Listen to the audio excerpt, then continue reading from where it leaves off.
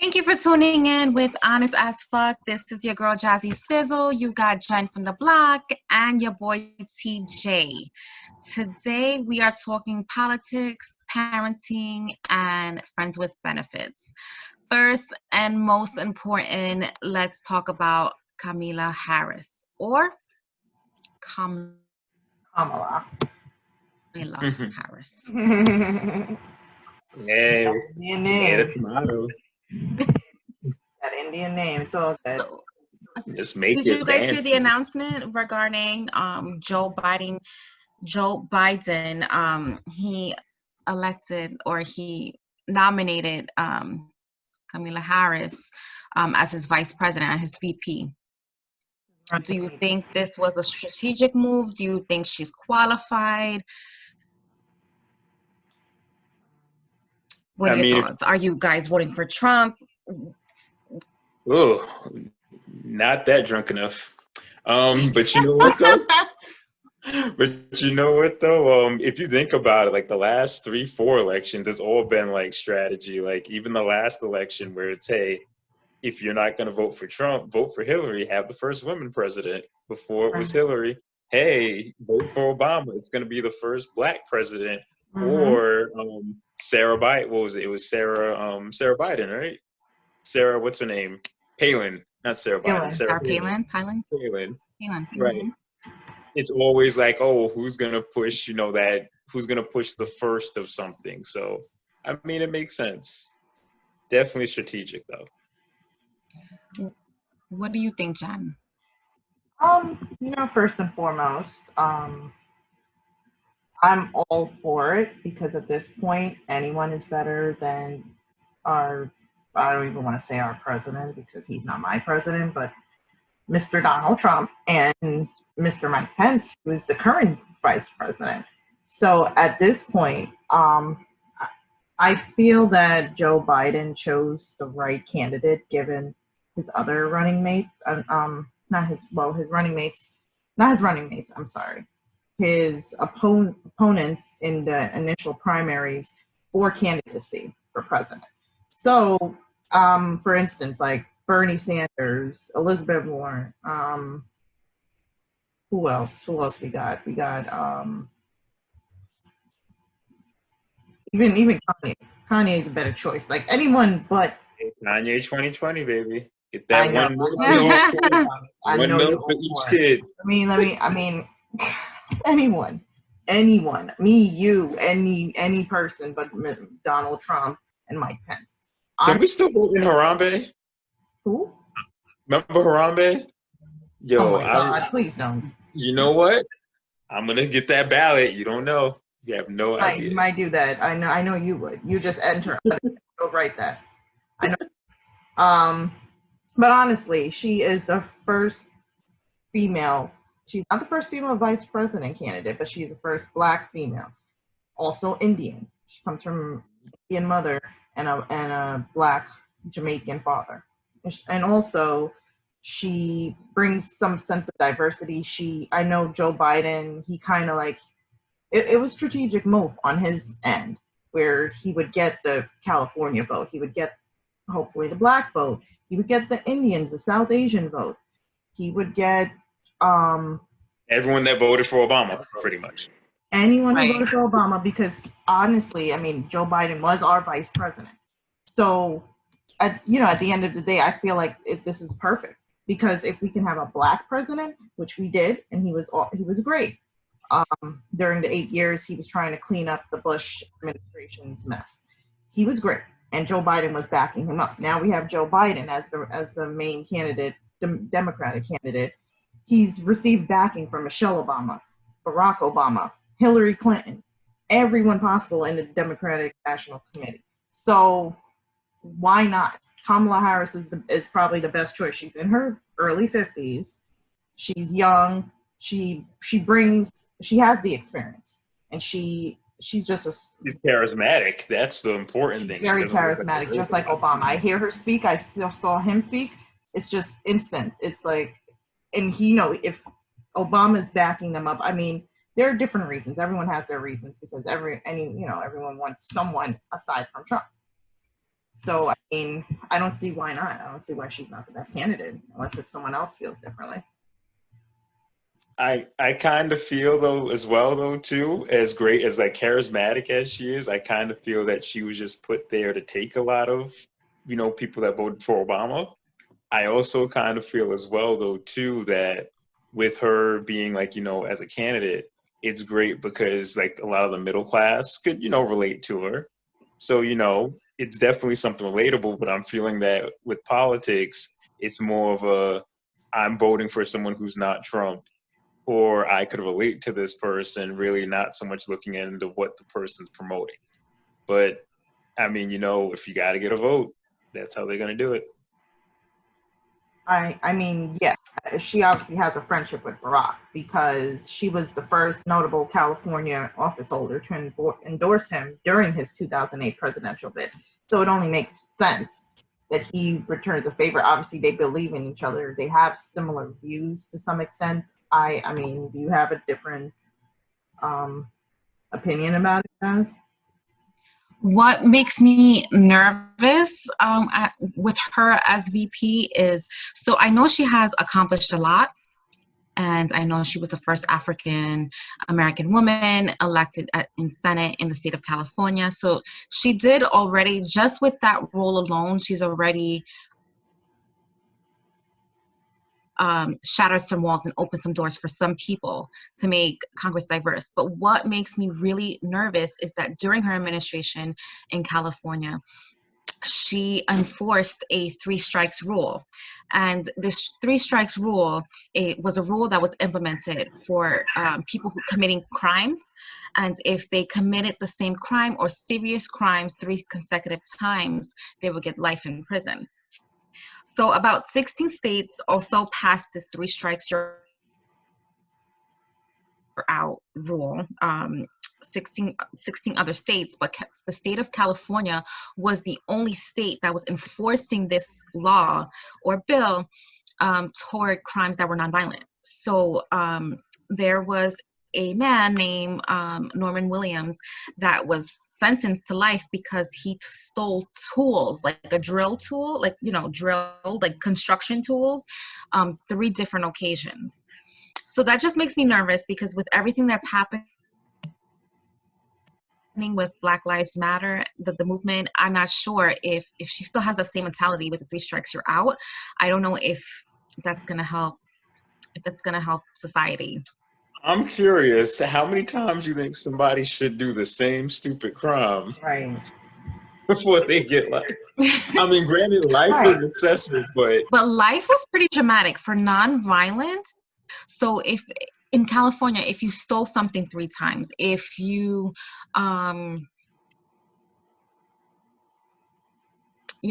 like did something that was assault. So, but this was something that you times. said it's a 3 strike rule. Right. You do something, because granted, we're as kids and younger adolescents, we do stupid shit. Okay, I'm gonna give you a warning the first time. You're gonna do the same stupid shit a second time. Okay, the 3rd time, you're going to get life. Maybe I should not do this same thing, or at least do a different crime. That's what I'm saying. Do a different crime. I mean, no, it doesn't matter the crime. It doesn't matter the crime. It's 3 different arrests. 3 different arrests. 3 different arrests. So other states was implementing, like, if you murdered, raped, assaulted, 3 different occasions. Like if you were charged the 1st, 2nd, and 3rd time, that 3rd time you're gonna get life in prison. So she also implemented that bill as well. I just don't know if I approve. I don't know if I am for it, because there's people who it's very flawed, because if there's one person who's never committed a crime and then commits murder, they may get a smaller sentence versus somebody who, I don't know, gets caught buying weed 3 different times. So what I would agree with you on where that sentence could be bad is, say if somebody got arrested twice and they were like in a bad, like they got with a horrible relationship, but they were in a bad situation. That person could hang that over their head saying, hey, all I got to do is call in and then you're going to get life. And they could use that to hang against them. I'll agree with you on that, yeah, that could be something that, you know, it's going to be flawed. But like with most rulings and things, she may push for that. No guarantee that that's going to go through, because you got to remember, if she is vice president, 4-year term, 8-year term, maybe at max, what's the possibility that that goes across to all of the other 49 states? That's true as well, because now she's no longer the DA or Attorney General for California. She is now the Vice President of all 50 states and of the United States. Of the United States, right? And so, and they're commonwealths. So, Right. so I mean, you know, as a DA, this obviously she passed the, you know, she proposed these rules and legislation up to the California Senate and Congress when she was DA, right? So as a DA, as my former boss, he was a DA for the Bronx, right here in the Bronx, and he, it's all about conviction rates. Like, to be honest with you, it sucks. It really sucks. But as a DA, what people pay attention to are your conviction rates. And it's just a matter of, I think, in a matter of 4 years, the conviction rates in California increased from 52 to 67 with her as DA. So, you know, once those numbers pop up, that's what attracts people, and that's how she worked her way up to become Attorney General. But I do want to say, once she switched roles, California was offered like $4 billion in a national mortgage settlement over the foreclosure crisis years ago, and she fought for a larger amount by refusing to sign the deal. And she managed to secure $20 billion from $4 billion for California homeowners. So she's about her state, you know. She also created like an online platform called Open Justice, which makes criminal justice data available to the public, and it helps improve police accountability by collecting information on the number of deaths and injuries of those in police custody.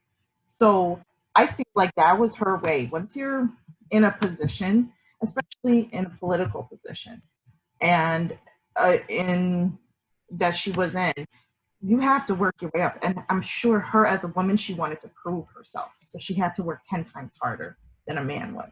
So that was her way of like, hey, look at my conviction rate and look what I'm doing, even though it may seem a little skeptical to Black people or people of color. That was her way of working her way up to get to where she is now as Joe Biden's running mate. Once Ms. Harris finished her her timeline, the next congressman reviewed every person who was arrested under Kamala Harris, right? 60% of those people were Black, okay? And within that group of people, majority of those prisoners that were sentenced to life were nonviolent. So I'm not sure if she's fit for that. Second, for a long time, Ms. Harris was all for Medicare Act. So Medicare Act is basically insurance. Everybody will receive Medicare insurance. And with Medicare insurance, no matter what doctor you see, where you go, the providers are paid at a Medicare rate, okay? So that's just one flat rate. It's no more private insurances where this insurance pays more than this. So basically Medicare, if everyone were to get Medicare, they would be treated equally, right? Because the doctors would be getting paid equally. It's a set fee scale. So she was for it for quite some time. And then all of a sudden she pulled out of supporting the Medicare Act. And she wanted to create a different route where it would be similar, but she also wanted private insurance sector as a part of it. So it just makes me think about what is her best interest. Is the best interest of the people? Because Medicare Act would definitely benefit many Americans who can't afford healthcare. Okay, there's a lot of people who are out of jobs and they still have to pay those insurance premiums through the exchange sites. So it just, I'm not sure if she's the one. I mean, so you bring up a lot of good points, but I think you're assuming like if she was going to be president, you just got to remember she's vice president. And two, while all that might be true for California, no way in hell that's going to go across all states. If Joe Biden dies and he's the president, then it goes to Kamala. Right. But once again, so you Kamala have that, Harris. you would have that factor that would come in. Plus, it still is for the 49 other states. It's not like she automatically can say, hey, we're going to do it. And we'd have to see how long it took for her to get that change in California to occur, because it's still something that she has to agree. Of course, it has to go through Congress, but these are things that are going to be presented. Look at the craziness the that Trump president has we have presented. now.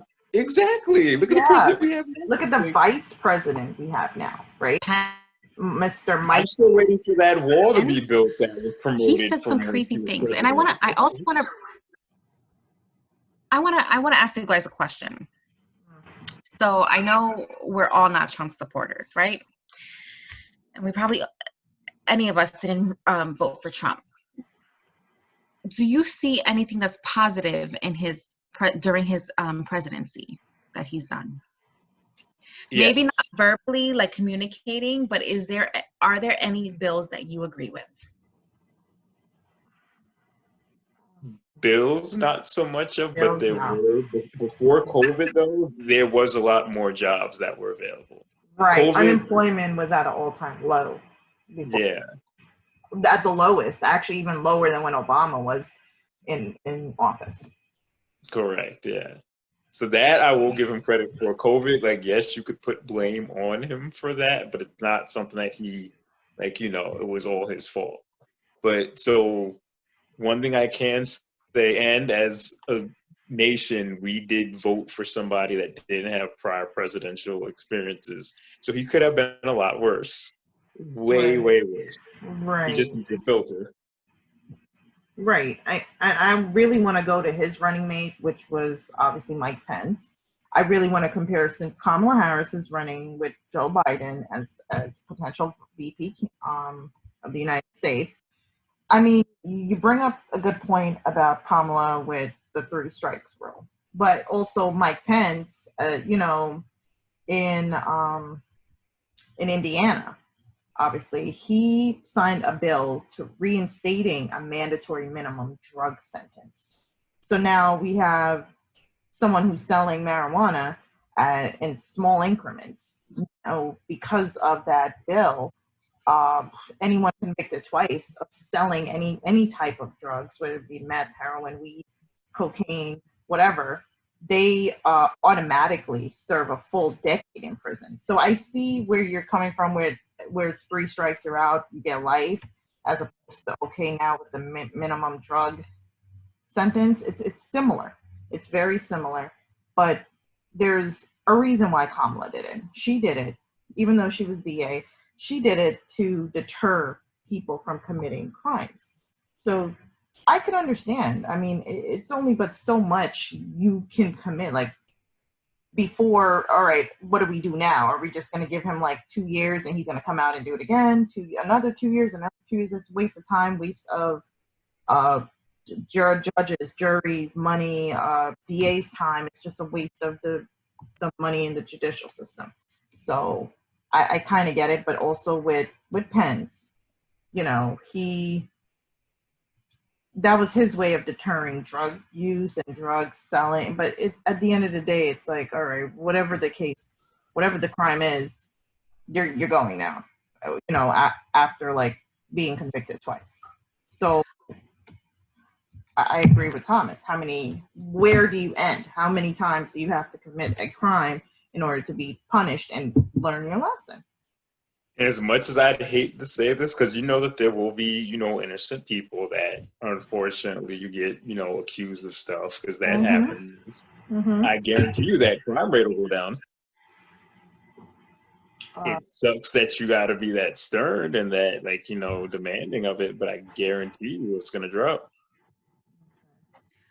Any last opinions, Jazz, before we switch over? I honestly think that both candidates between I don't think either of them, Joe Biden's team or Donald Trump's team, are good candidates. I feel like we're just picking lesser evils. And what I mean by that is obviously we don't want Trump to be reelected, but then again, there are a lot of things that we don't agree with Joe Biden's campaign as well. You know, I haven't heard any announcements between Ms. Harris and Biden about ISIS and kids at the border. I feel like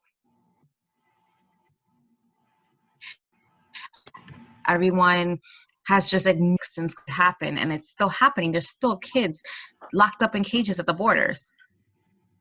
So in order for them to get my votes and not go independent, there's just a lot of things that I need to hear from them. And what I do hear from both sides is more of them picking at each other than actually stating what they're going to do. So what I'm hearing you say is you're thinking of voting for Kanye, because I mean he's definitely in there. I mean, $1 million for each kid. Just listen, I'm gonna get $2 million for each kid. There you I don't know where we're gonna get the money because we barely can keep employment. Look, the man made Jesus walk, so okay? He's definitely got my vote. Oh my gosh. Joe, did you hear he's getting a divorce with Kim? He's getting a divorce. I mean, she can't be his VIP, so I mean, come on now. No, she can't. My gosh. I would never. She could never be the first lady. I can't. I'm so sorry. No, absolutely not. Do you think they still can be friends after they divorce? I mean, they've been together for a long time. Oh, well, let's transition into our topic about being friends. How about that? And guys, so what do you think about friends with benefits? Can a guy and a girl be friends, have sex and still continue friendship, or can a guy and a girl be friends and not have sex and not be pressured by like society? I mean, in terms of like, oh, you know, you guys probably mess around because you guys are so close or you guys are all spending time together. So what are your thoughts on that, Jasmine? Do you feel... Nah, I don't think you can have friends with benefits. It just ends up a total hot mess, honestly. And even if you guys just state the rules, like, listen, this is just some friends with benefits, someone always catches feelings, right? Doesn't necessarily you state your feelings, you kind of ignore it because you know the agreement you guys have. How many times have you had friends with benefits? You like the person, you end up really liking the person more than a friend, and you can't say anything because you know that you've had that kind of like unspoken contract that we're just friends with benefits, and it just ends up a mess. Somebody gonna end up crying. Honestly, when you get older, it's not as bad. When younger, I would definitely agree with you. I think what happens is when you're older and you kind of like go through more experiences, and it's like, okay, well, you know, I like the fact that I could go to you for this and that. What's that thing? What is it called? The social exchange theory. Like, you know, that you're friends with people, and it's like, hey, what do I gain from being your friend and what do I have to put in for it? So if you're on a good friendship level with somebody and then you guys could say like, hey, look, you know, I'm not really dating anybody, but I trust you for this. When you're older, you could do that a little bit more because, you know, your life, like you're a little bit more settled with life. You're more comfortable with who you are. I think when you're younger, it's a lot more difficult because when you're younger, you're just like, oh, I want to marry everybody. The next person I'm with, I'm marrying them. I'm doing this. Like you have that whole, like, you know, this person's going to be my lover. Not saying everyone, but that's what a lot of people feel.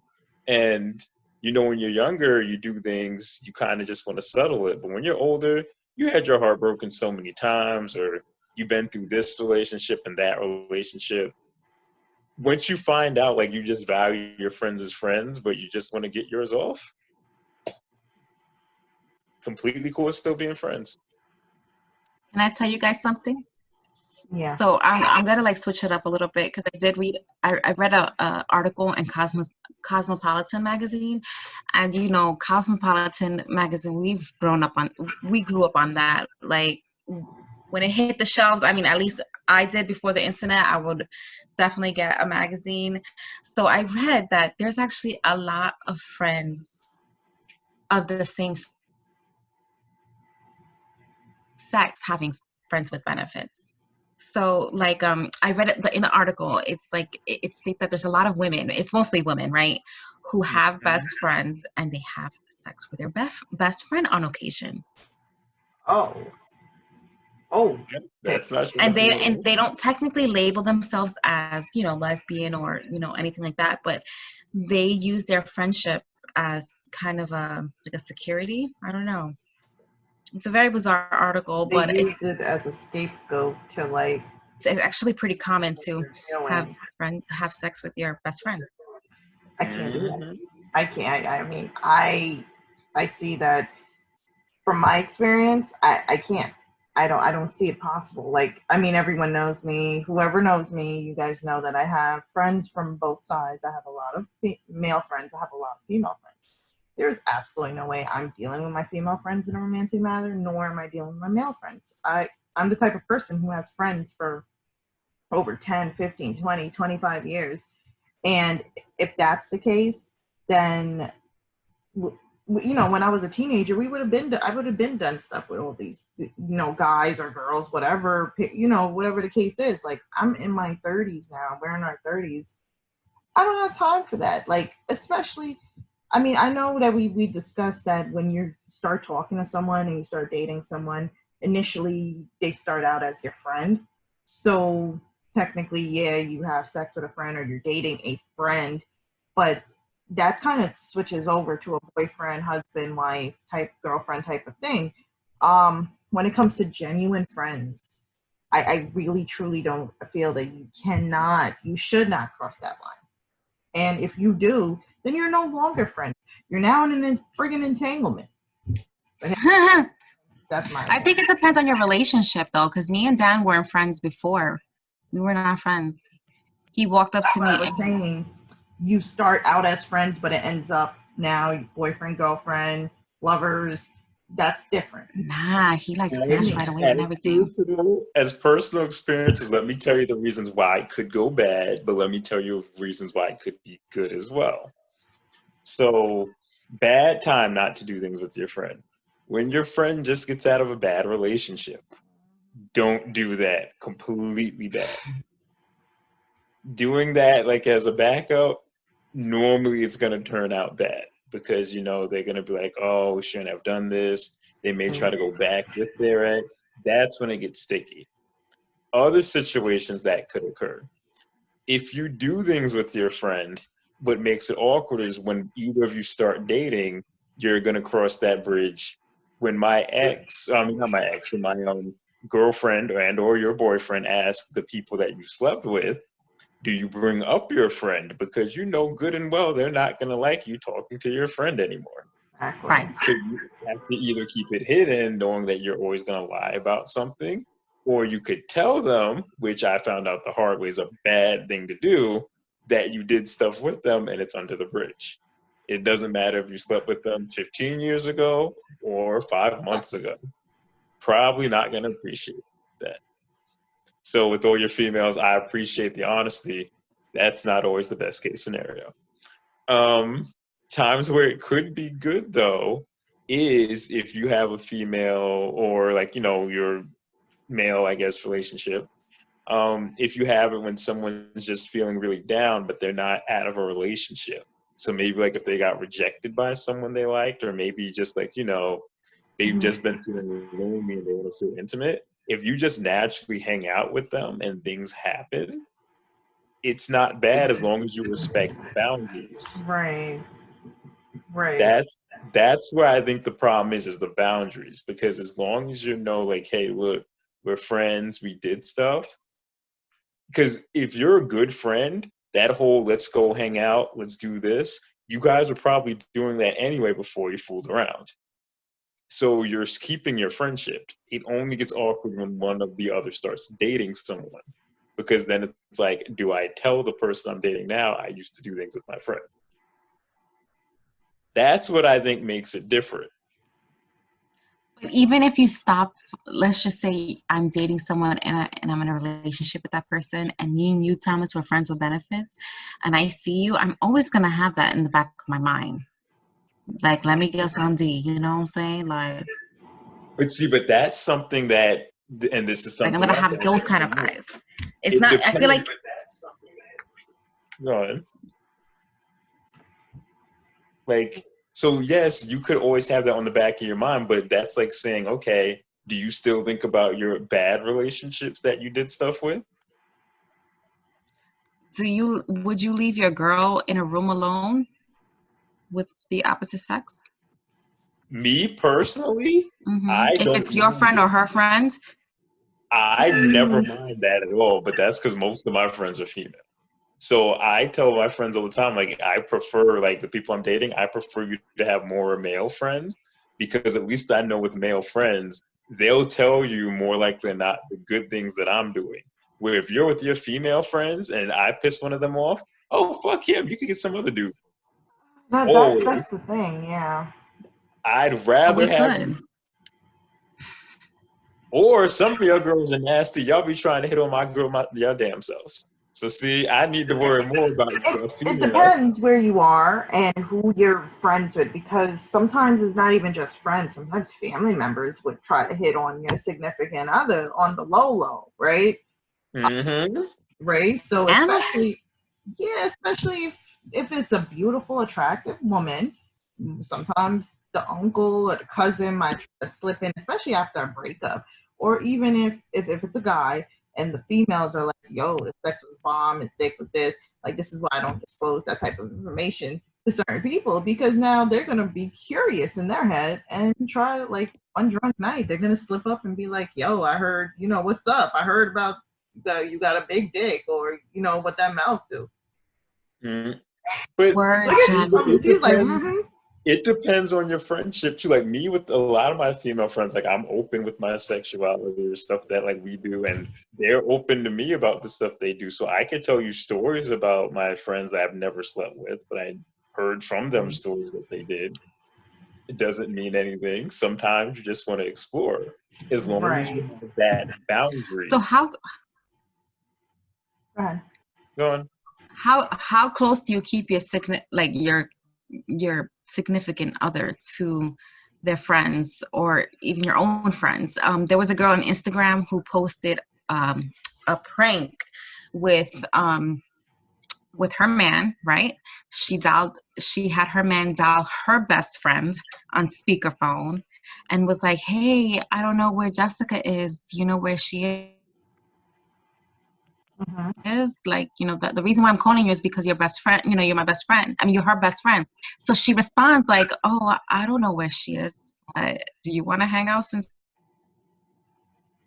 Oh, since you don't know where she is, I can come over." And like the girl was right. It was like a prank. It was supposed to be like a prank.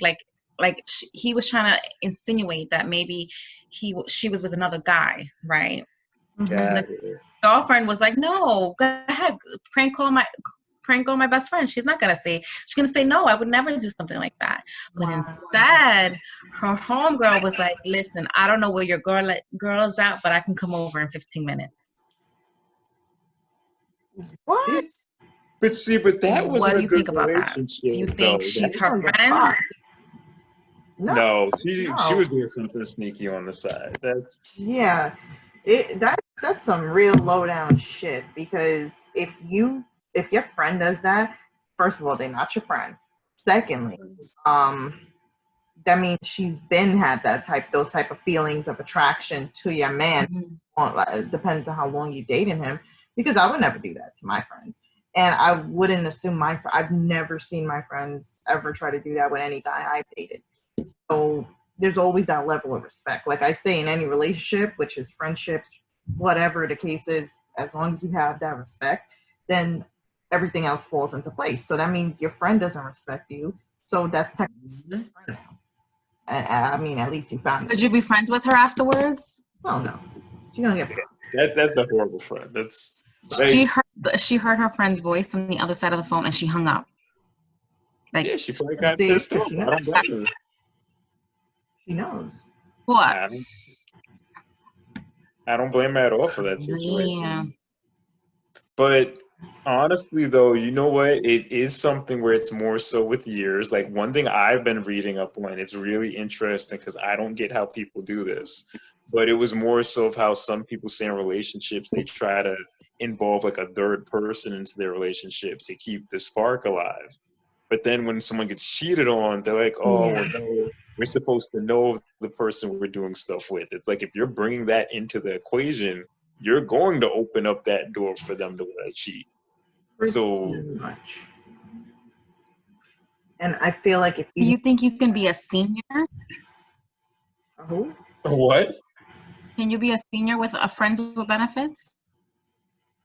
A senior? Oh, you mean like A being senior old? citizen. Can you be a senior citizen of the USA and have a friends with benefits? Yes, you Of can. course, because when you're older, like, that's when like, you get lonely the most. Like you have to think about how the person views sex. That's what honestly it comes down to. If you think of it as something like intimate or something that's like a lot of people honestly they may see it as something that's like a stress relief, but with someone they trust. If you think of it as something like, hey, this is a good tension release, it's a good way of me to like, explore, and I A trust tension you, release. right? Because a lot of people, the main thing really with sex is just the trust aspect of it. So you Mhm. have to think, like, a lot of people say, oh, I couldn't sleep with him because I've known him for so long. That Mhm. means you built the trust, but you're afraid of losing that. Yep. That's normally what's Exactly. digged in deep down with us that we don't want to admit. We don't want to lose that friendship part. That's why we won't date them.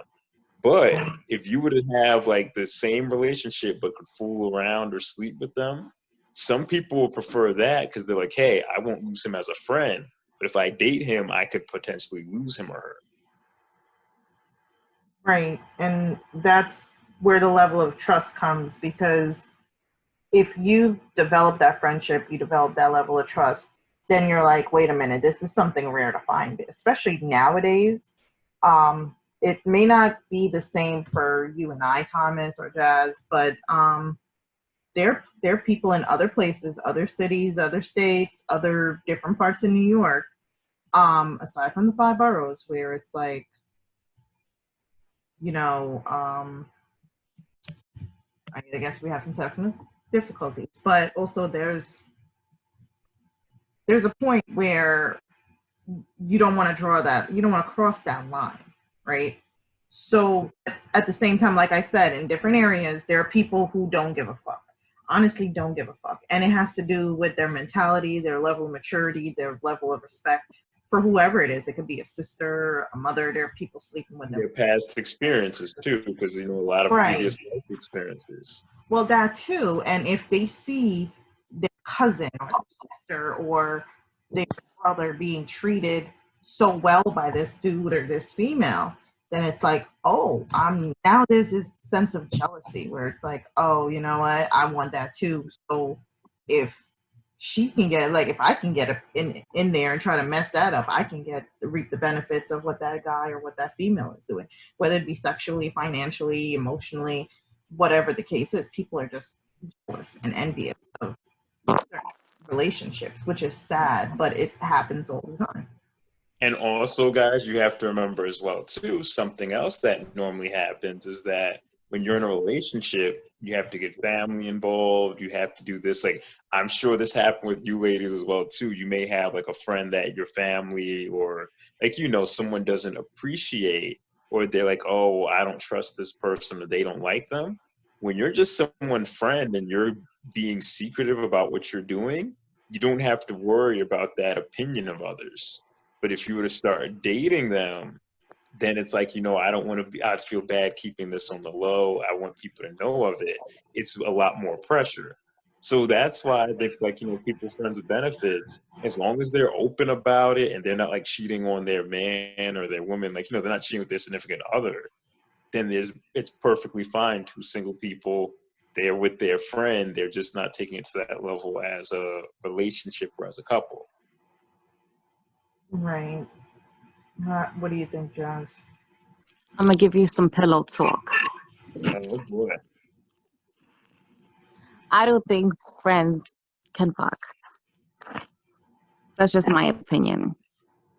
I don't think so either. But Thomas, hey, But this is definitely. coming from somebody that's single and That's the somebody word. that. So what if you weren't? What if you were single?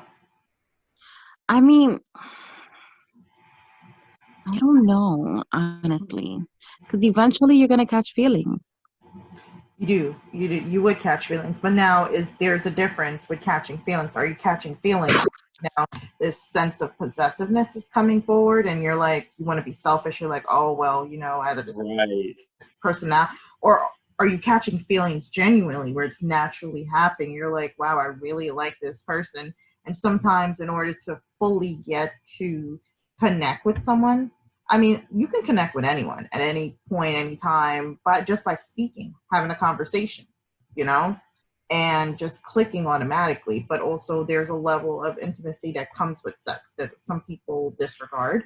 So now, when you're sleeping with that person, whatever type of sex it may be, there's now all these endorphins and everything comes into play, and it kind of blinds everything else because now you're releasing these happy emotions, and it's just natural nostalgia that comes into effect. So now, are you just catching feelings because of this happy state that you're in? Are you really catching feelings because you feel a genuine love with that person, or you feel a deeper connection more than just sex? Because that can, it's two ways. Sometimes it's just lust.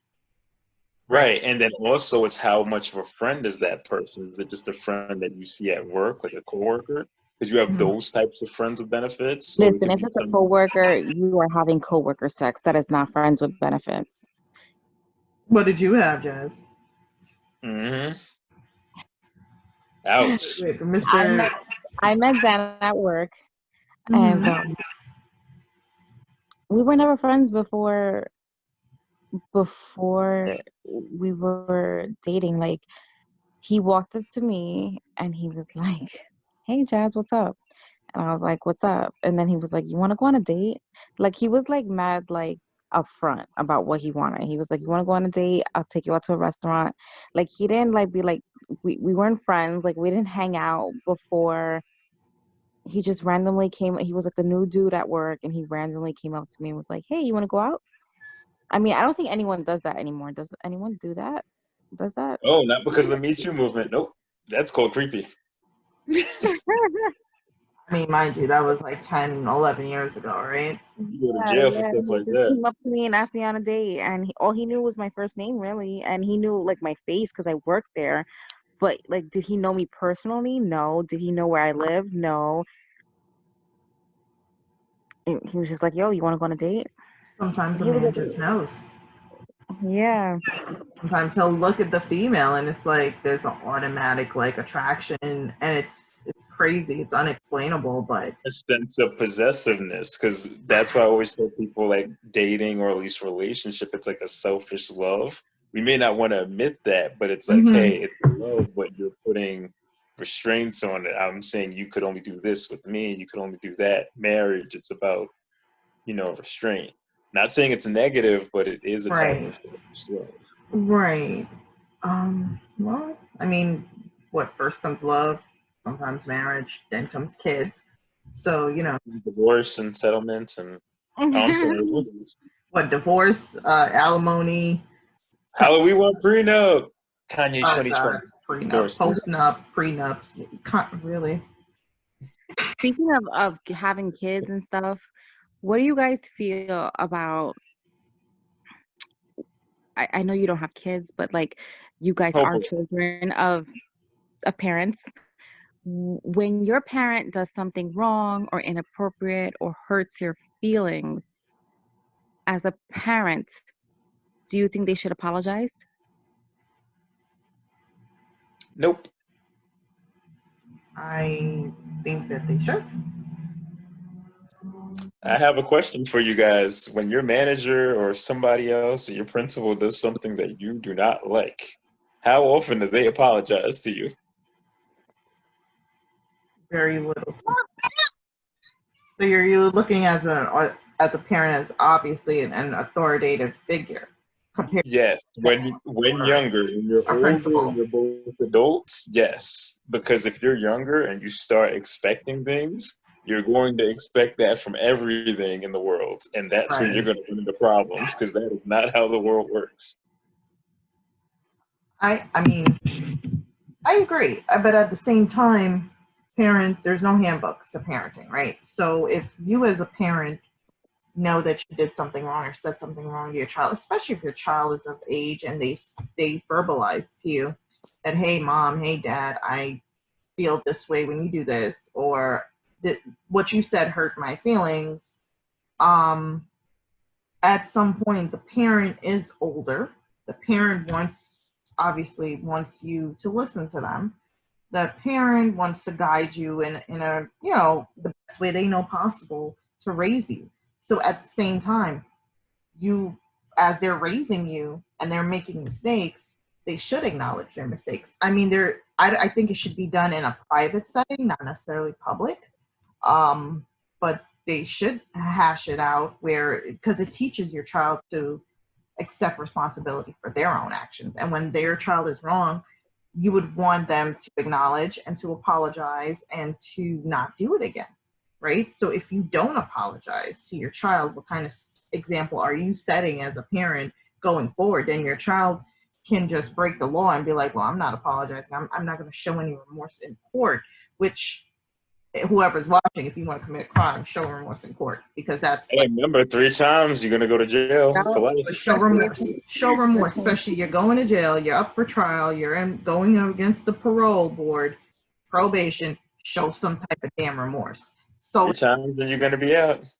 right. So then it makes me wonder now, looking at correlation with what we've spoken about, prison and conviction rates, and now in terms of like not but those people that don't show remorse, that are just really just blatant, like, okay, I did it, so what, and they just have the straight face or they're laughing. I feel like those are the ones whose parents never apologize for shit. So I think though what we have to realize though is that it's not so much like if you apologize, it's if you tell the kids what they did wrong. That's why I think we're finding the whole thing is where, like, say if you like smacked your kid on the wrist for like touching the stove, you don't have to apologize for smacking their hand against the smacking their hand, but you have to explain to them why what they did was wrong. That's what I think the correlation's for. Because if you just hit a kid and don't say nothing, yeah, then they're gonna do whatever they want. that's a topic for a whole nother thing when it comes to disciplining your kid. Right. I don't That's think you should apologize for disciplining your child. You should explain to them what they did wrong. But when it comes to like, oh, you're so fat, or you hurt, downplaying your kid, like calling them names, stupid, ugly, fat, whatever, those are things you should definitely apologize for. Or there are situations where, I mean, I'm speaking from experience, from what I've observed, where parents, obviously, a parent passes away, a parent gets divorced, they move on, right? And they move on, they find another wife, another husband, girlfriend, boyfriend, and it's a thin line where your kid's feelings and that person's feelings. So now you need to find a partner that understands that, especially if your kids are younger, that your kids' feelings has to come first, right?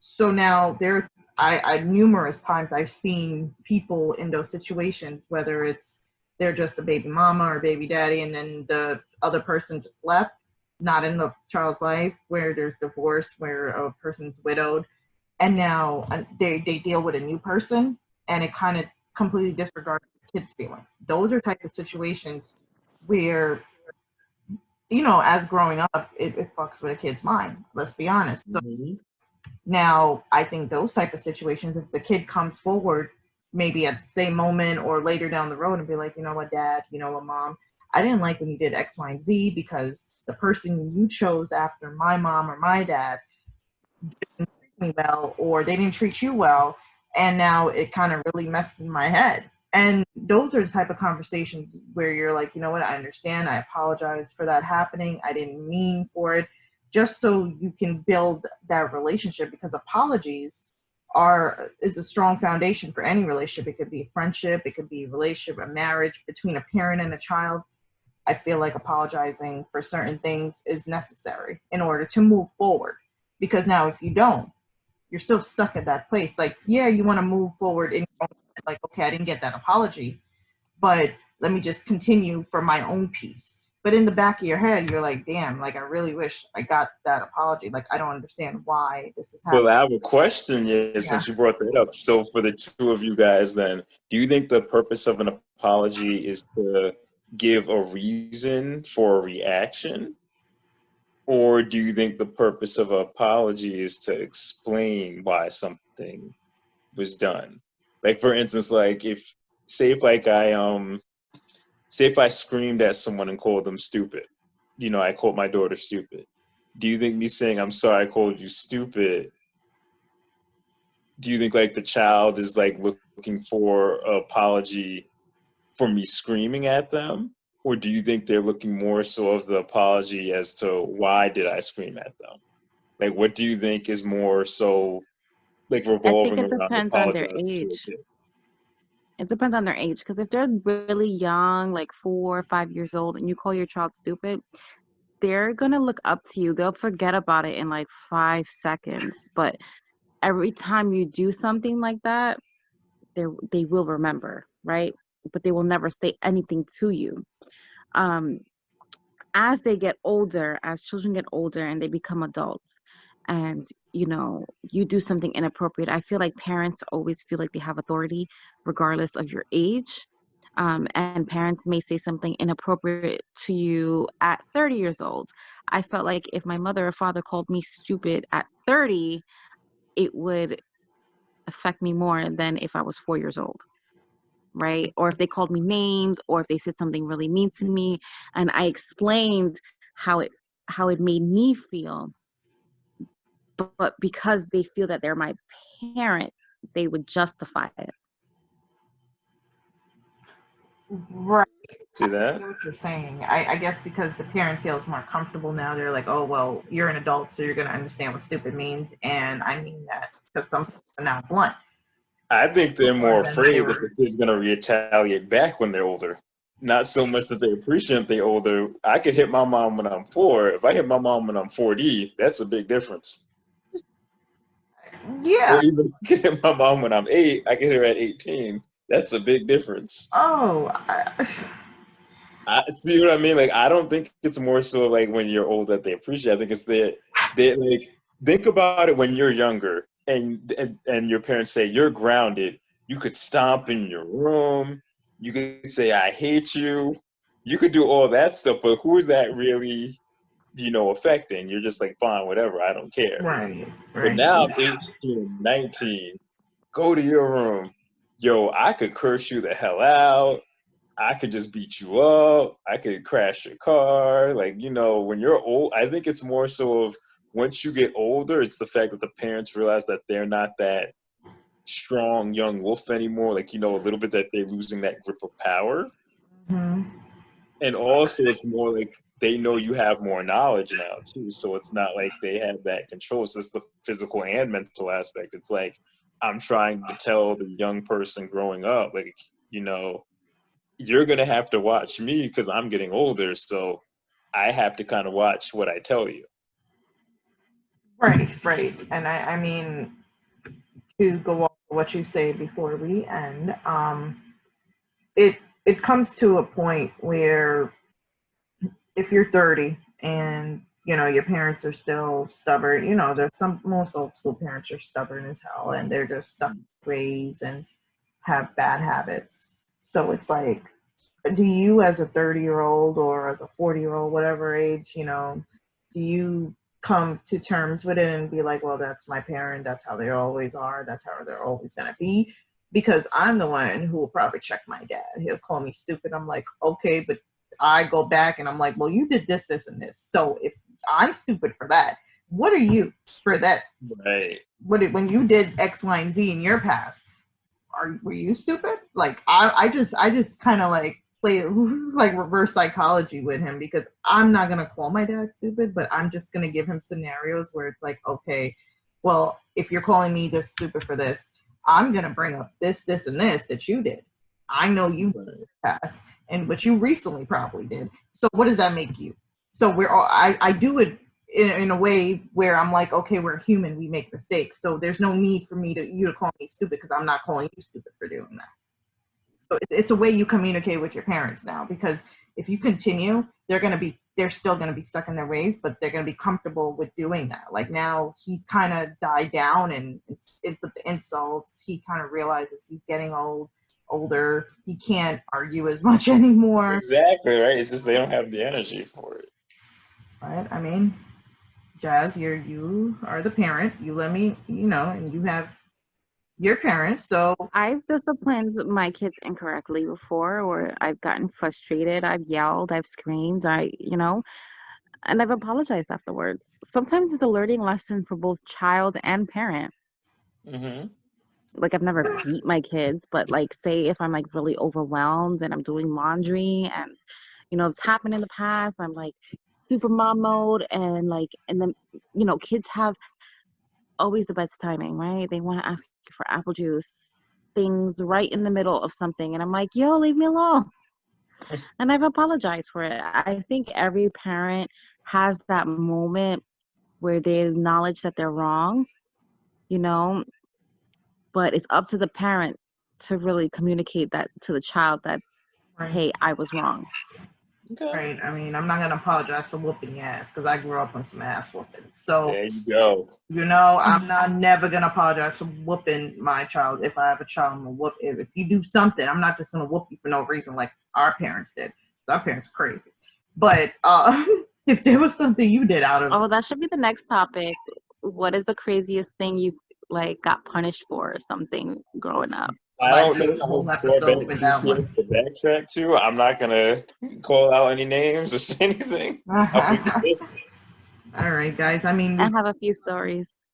I got stories for days, years. Talk about Kamala Harris, who happens to be a Libra, so shout out to that. That's one of the reasons why I would endorse her. She's a Libra. She's got that motherly nature. Black, and she's a female. That's more power to her, right? A lot of Libras, I want to say, get into the whole political justice type of system. I understand where she's coming from and why she did what she did. And we also spoke about friends with benefits, pros, cons. Me personally will never do it, but hey, to each his own. And we also, parenting's apologies from parents when they done something wrong.